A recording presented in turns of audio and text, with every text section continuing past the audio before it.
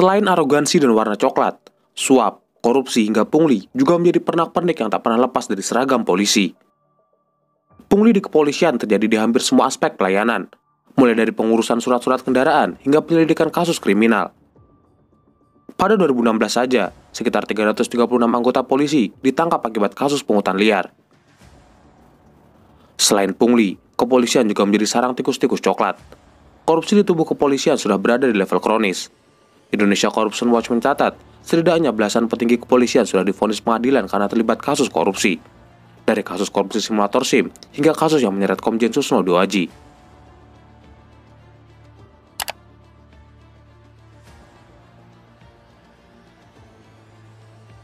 Survei Indikator Politik Indonesia pada Agustus yang lalu menunjukkan tingkat kepercayaan publik terhadap polisi dari sebelumnya 71,6% menurun tajam ke 54,2%.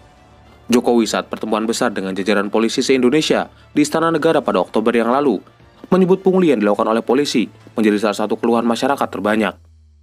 Pernyataan ini diamini oleh Kadif Humas Polri, Irjen Deddy Prasetyo, yang menyebut pungli sebagai penyakit krusial yang sudah sangat lama dalam tubuh polisi. Komisioner Kompolnas, Albertus Wahyu Rudanto, mengatakan pungli terjadi di hampir semua aspek pelayanan kepolisian, mulai dari pembuatan dan pengurusan surat-surat kendaraan, seleksi calon Polri, hingga penyelidikan kasus kriminal. Pada Juli hingga Oktober 2016 misalnya, Mabes Polri mencatat ada 235 anggota polisi yang melakukan pemerasan dan pungli.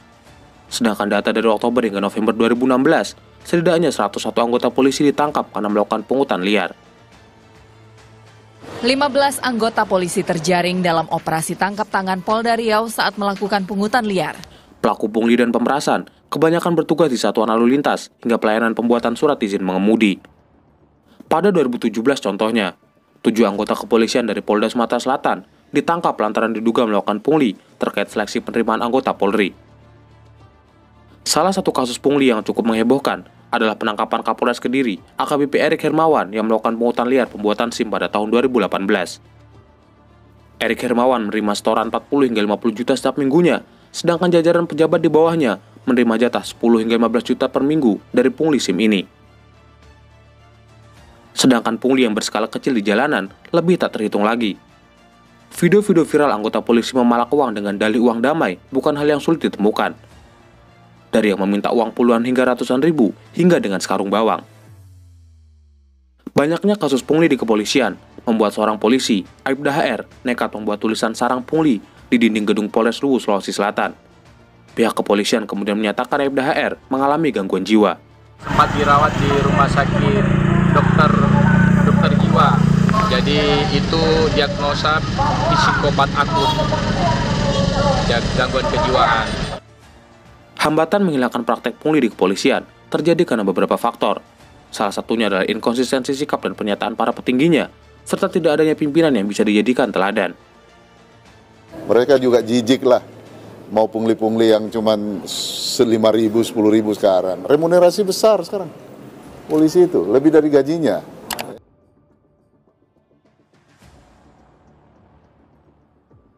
Selain pungli, korupsi juga menjadi penyakit kronis di tubuh polisi. Dari masa ke masa, jenderal dan petinggi polisi ditangkap dan diadili karena kasus korupsi.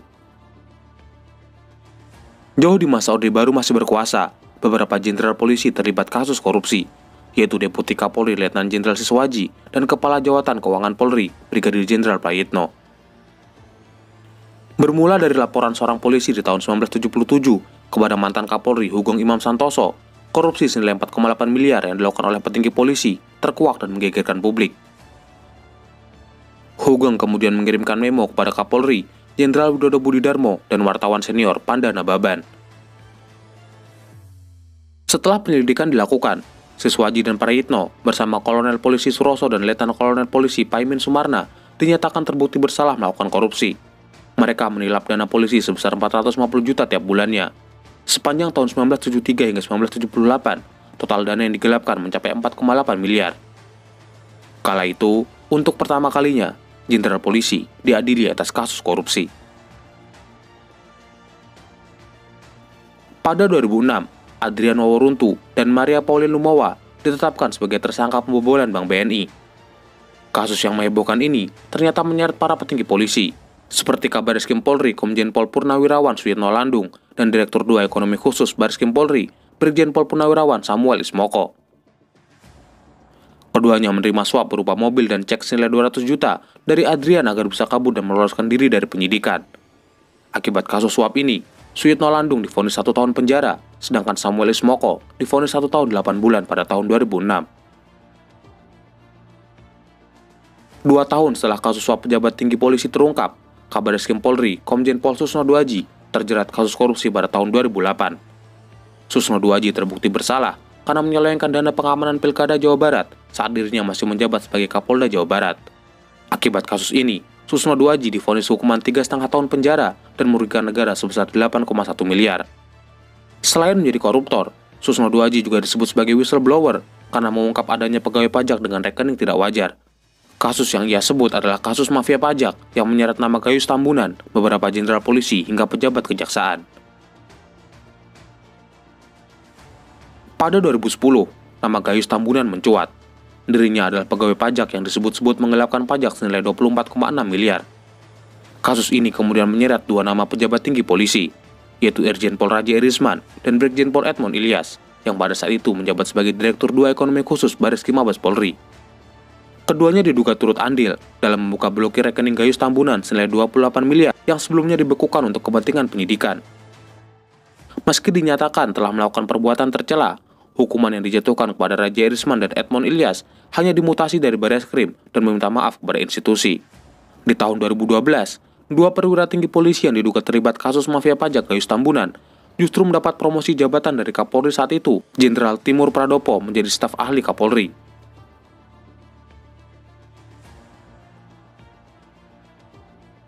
1 tahun berikutnya, giliran Irjen Pol Joko Susilo dan Brigjen Pol Didik Purnomo yang tersandung kasus mega korupsi. Keduanya ditetapkan sebagai tersangka korupsi proyek pengadaan simulator ujian SIM. Joko Susilo terbukti melakukan korupsi pengadaan simulator SIM pada 2011, sekaligus pencucian uang kala menjabat sebagai Kepala Korlantas Polri. Kasusnya merugikan negara hingga 121 miliar dan dirinya divonis penjara 18 tahun. Pada 2016, AKBP Raden Brotoseno diduga menerima suap sebesar 1,75 miliar terkait penyidikan kasus korupsi pencetakan sawah di Kalimantan Barat. Brotoseno diduga menerima suap untuk memperlambat penyelidikan kasus dugaan korupsi cetak sawah yang kasusnya sedang ditangani oleh Direktorat Tindak Pidana Korupsi Mabes Polri. Dalam pengakuannya, Brotoseno menerima uang suap sebesar 1,75 miliar. Akibat kasus ini, Brotoseno divonis 5 tahun penjara dan telah bebas bersyarat pada tahun 2020. Yang terbaru, 3 petinggi polisi, Brigjen Pol Prasetyo Utomo, Brigjen Nugroho Slamet Wibowo, dan Irjen Napoleon Bonaparte terlibat membantu Joko Chandra, terpidana kasus Bank Bali, bisa bebas keluar masuk dan berkeliaran di Indonesia tanpa terdeteksi pada bulan Juni 2020. Polisi yang harusnya menegakkan hukum justru direnggut kuasanya oleh individu-individu banal pengobrol hukum. Polisi yang harusnya menjadi pengayom masyarakat justru dirusak oleh pribadi yang mencari untung dengan cara yang tak bermartabat. Sampai jumpa. Salam Universe.